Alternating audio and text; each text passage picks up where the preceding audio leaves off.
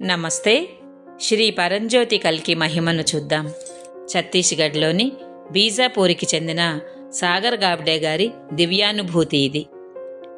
శ్రీ భగవాన్ ఉన్నత చైతన్య స్థితులను గురించి, మరి ప్రతి ఒక్కరి అంతర్యామిన్ ఎలా అనుసంధానించబడిందో అన్న విషయం గురించి వివరిస్తూ ఉంటారు.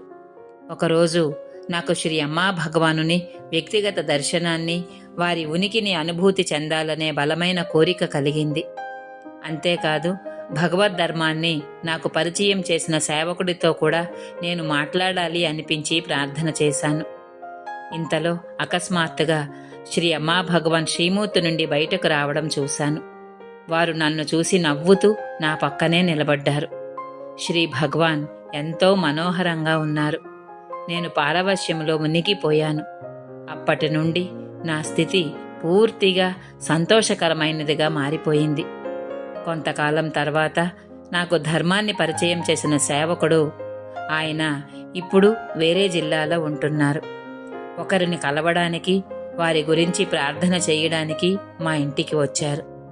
శ్రీ భగవాన్ మనకు ఏమి బోధిస్తున్నారో నేను ఇప్పుడు అనుభవించగలుగుతున్నాను. మన చైతన్య స్థాయి పెరిగితే మనమంతా అనుసంధానమై ఉన్న అనుభూతి కలుగుతుంది.